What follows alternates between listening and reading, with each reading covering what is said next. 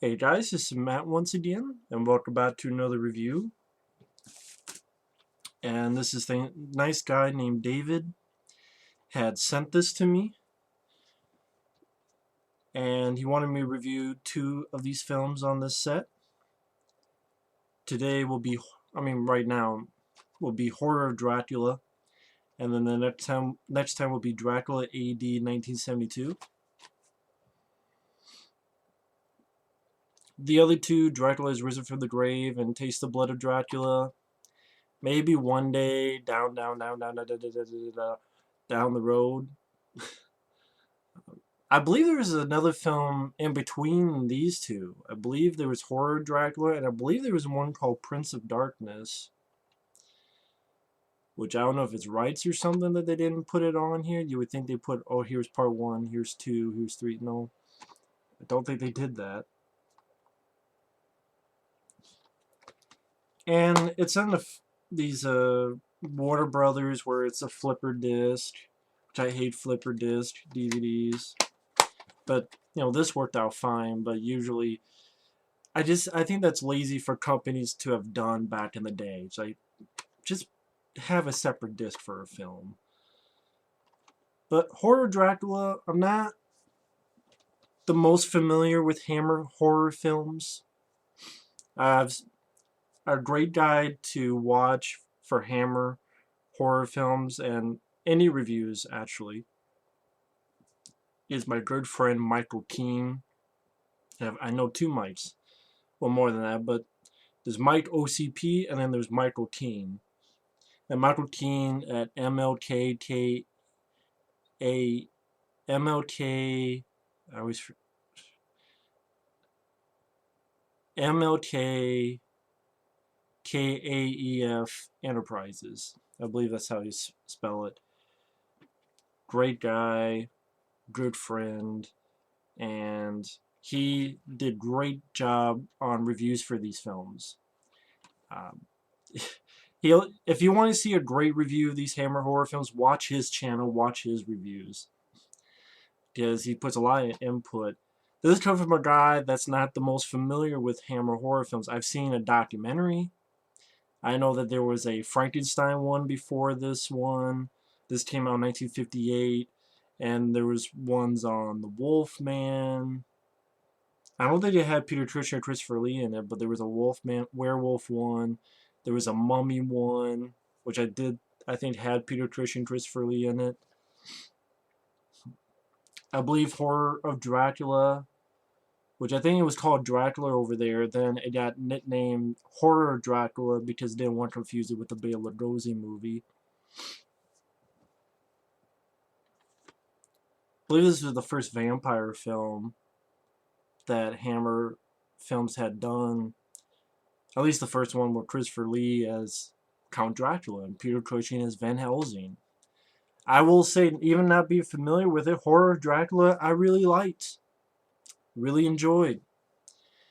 As a little preview for future reviews, I was not a big fan of Dracula AD 1972. There's a couple things I liked, but I thought it was pretty disappointing. And then there's another film which I absolutely fucking hated. So, but Horror Dracula, the first of these vampire Hammer, I don't know if it's the exact first vampire Hammer horror film, I'm guessing. I'm sure it's the first one with Christopher Lee and Peter Cushing that was a vampire one of Hammer.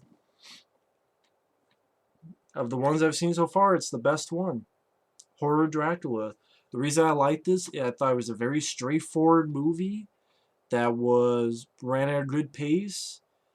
I thought Peter Cushing and Christopher Lee were great in it. Peter Cushing was a prominent character. He wasn't in it for just 5-10 minutes. You also have Michael Gough. Not sure if you how to pronounce his last name. He's the guy who was in Tim Burton's Batman films, as well as Joel Schumacher's Batman films, as the butler, Alfred. He was also in Sleepy Hollow, many other films. And it's a very straightforward movie. It's this character, Jonathan Harker, he goes to the castle, posing himself as the new librarian for Count Dracula. This woman comes up to him when he gets there and tells about how she's kept locked there and she needs to escape. But of course, you find out she's actually been bitten. And Harker has gone on there not to be a librarian, but because he's a vampire hunter and he knows that Count Dracula is a vampire and wants to kill him. So some stuff happens, girl bites him, and that's where you get that. If you've seen Hammer films, advertise pictures, there's usually that picture of Christopher Lee with the bloodshot eyes and the fangs. That's definitely from this one, in this scene where she's biting Harker and Christopher Lee's pissed off. He got blood on his mouth. Chases after the woman. I'm like, ooh, shit. I just didn't expect him to be so pissed and just running after the woman. And I'm like, oh my god, is he going to beat the shit out of her? Trailer Park Dracula? But no, he kind of isn't furry, he beats the shit out of her and, carries her away. And then he wakes up and he realizes he's been bit. He writes in this diary,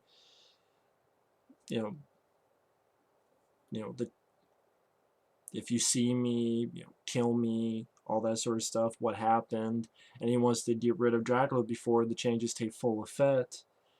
And one little note, he goes down, no, that's the wrong way to put it. He goes down to the basement, so to speak. And that could be inferred as sexual way. But he goes down to Dracula and the woman. So it's a threesome. And I don't know why he bypasses Dracula. That's one thing I don't understand. The Harker character, he bypasses Dracula to go to the girl and state the girl. Now, granted, that's because if he did that a different way, it'd be the end of the movie. But it doesn't make sense logically. Like, why would he look at Dracula and then, no, I'm going to go to this girl? I mean, why would you not get the head honcho first? Didn't really understand that. Didn't really get it. In fact, if you look at the end of the movie, when Van Helsing kills Dracula, this one woman, this cross that was burned on her disappears, so wouldn't that mean she'd return to normal? So at the beginning, if Harker had killed Dracula, maybe he would have gone to normal? Because both him and the girl at the end, they both have puncture marks. So Harker, mainly he died because he really fucked up. Maybe that's not what the movie was inferring, but that's my opinion. He didn't kill the bid Dracula. He went for the woman. He did bid mistake. States her. And when he states the girl, he turns and he looks, and the woman, who is young and beautiful, since she's now dead, she's quickly becomes old. And he turns back and finds the coffin empty and realizes that Dracula woke up and he's at the entranceway, and pretty much Harker is fucked in the ass. Not literally, but figuratively speaking. And then the man himself, Peter Cushing, arrives. Peter Cushing, great actor. Of course, remember him from Star Wars with Darth Vader, working with him. But watching, like, all these films I've seen, the great Jim is Peter Cushing. And that's why I'm not really looking to see these other films anytime soon. Because Dracula AD 1972, I have a lot of problems with it, but Peter Cushing was great. That's what kept me going. But Peter Cushing is not in Dracula Has Risen from the Grave, just Christopher Lee. And he's not in The Taste of Blood of Dracula, just Christopher Lee, no Peter Cushing. And I don't think he's in Prince of Darkness. I think it's just Christopher Lee, and maybe that's the one where I guess he doesn't have any words in that one, or one of these other two. Either this one, or I'm guessing the Prince of Darkness one, he doesn't have any lines. Could be wrong. But I'm like, no Peter Cushing, fuck that. Maybe one day down the road, but not anytime soon. But that whole stuff takes, I don't know, 15-20 minutes. I didn't really get bored. It's some nice old school sets and really makes you believe that takes place way back in the day. Christopher Lee has a great presence to him as Dracula. Uh, some nice looking framing of certain shots, like when Christopher Lee arrives with his blood-soaked fangs. And then when Van Helsing arrives, Peter Cushing, again, he's great. Finds the diary, or he's given the diary, finds his friend Harker, states him. Uh, one little goof up is he sees the woman that's been staged, who's now old. When the camera goes to her, you just tell that she's breathing. Just her chest is like, and like you see her like her mouth or nose or whatever moves a little bit, like sort of the twitch, and you see her chest rising. I'm like, you're supposed to be dead, right? So I don't know why they didn't catch that, and they're like, hey, can you hold your breath for 30 seconds? I mean, I think you can hold your breath for 30 seconds, because that's how long the shot is. So that's a fuck up. I don't know if they just didn't notice or what, but it's just a mess up that I had to mention. It's a little thing, but I had to mention it. Doesn't ruin the movie or anything. I just thought it was funny. But pretty much he states his friend Harker. He goes back, and the reason Michael Gough is in here is because he's the brother of the fiance that was going to be with Jonathan Harker, Lucy. Which by the time Peter Cushing comes back, he realizes that she's under Dracula's power. And sees her, realizes what's going on. She gets fucked up, dies. This little girl, who I thought the little girl did alright job, she wasn't bad at all. She says, but I've seen Lucy, even though she said, I've seen Lucy, and she wanted me to go with her. And Michael Gough is like, what's going on? And a nice little moment where she tries to attack Michael Gough, but there's Peter Cushing Van Helsing with the cross and just burns Lucy right on the forehead. Which I see that and I go, that looks exactly what happens to Evil Ed in the original Fright Night. So Tom Holland, maybe he saw a film like this, or someone saw a film like this, because that cross burn looks exactly like years later you would see in the original Fright Night. The way that, even the way it's crooked and just the way it looked. So, oh, that's pretty cool. I also like the way Peter Cushing handles the little girl who's frightened and how he calms her down and gives her his code. And Peter Cushing, just a great actor. It's nice to see movies when he's in it a lot, not when he's in it for 5 minutes or disappears for 30 minutes and shit. That's what I hate.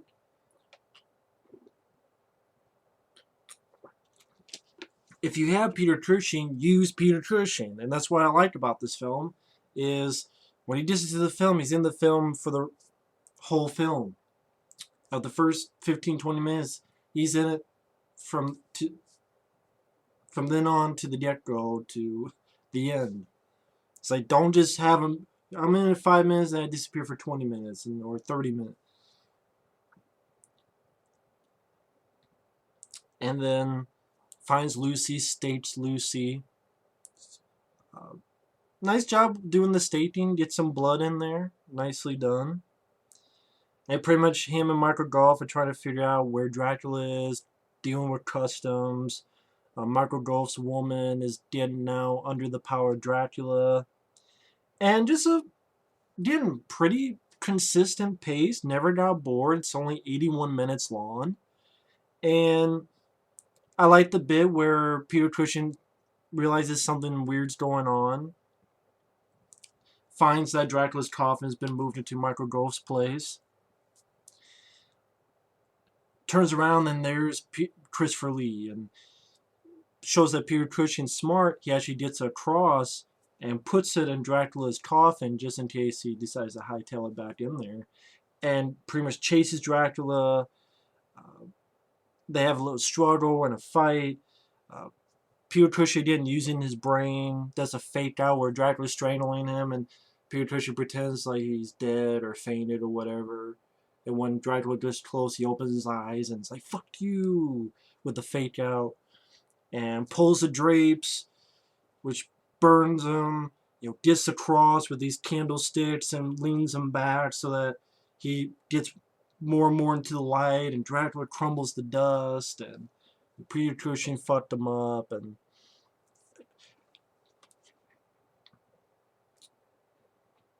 I've seen 2 of these films of the 4, and you realize that Christopher Lee is not in these films a lot, even in Horror Dracula. He's not in it a tremendous amount. I mean, he's in it those spread. I mean, he's in it more in Horror Dracula than the other one I saw, but I'm trying to compare it. Like, I don't know, I felt like Bela Lugosi was in Dracula more. Could be wrong, but when he's there, you feel his presence, and I think Christopher Lee had good presence, good look. When he was able to talk, is he didn't have too many lines in the film. He used it very well. Peter Cushing was the man. I thought the score was pretty decent. I thought the film went at a consistent pace. It was a straightforward story. And I think that's another thing I liked was that it was just a straight enough story that it didn't need to go. It didn't need twists and turns. And here's a subplot we don't give a fuck about. And here's a subplot we don't give a fuck about. And here's a subplot we don't give a fuck about. It didn't need that. Here's the story. Let's go forward. 80 minutes done like dinner. And those 2 main guys,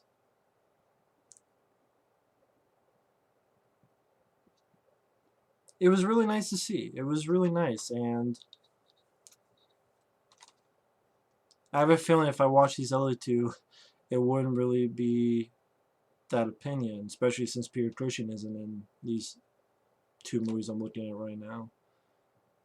And it's directed by a guy named Terence Fisher, who I don't think he directed the other films on this DVD set. And I guess if you're a big fan of the film, there's a new Blu-ray and such, but I'm fine with this. It has a trailer on it. It's in widescreen. I don't know more I can say. Again, my friend Michael Keane would give a much better, more detailed review. But Horror Dracula, I liked Peter Cushing, Christopher Lee. It wasn't long in the tooth at all. It told a simple enough story. And sometimes a story should be simple. Sometimes you don't need a complicated story. Sometimes a complicated story does hurt it. Sometimes it doesn't. Sometimes it does. And it didn't need to be complicated. So, Horror Dracula, definitely to say I liked. I said a couple nitpicks, but other than that, Horror Dracula, it's a well done film. I just see why, after this film, they wanted to do more. Just, who knows how many of these are actually good, because the next one, Dracula AD 1972, wasn't that great. I don't think it'd be a full-on range because I saw this piece of shit. And with all due respect to David, he's a very nice guy. Sent this to me, wanted me to take a look at it. But my feeling is this is a pure piece of shit. It's like a 6 point someone doesn't fucking deserve it. Oh, lesbian. I can watch porn in 5 minutes and get enough fun that's quadruple the time of this amount of cool fun, horror, whatever. That's not about it. This is about this. So, Horror Dracula, definitely enjoyed. Thanks for watching. Take care and stay tuned for my review of, for me, because I'm like, oh cool, Christopher Lee, Peter Cushing again, and okay, he's in modern times, cool, and also got Christopher Neame, who I liked in films Hellbound with Chuck Norris or Street Night with Jeff Speakman. But yeah, this is pretty disappointing, so I'll get into that. So either way, thanks for watching, and we'll see you later.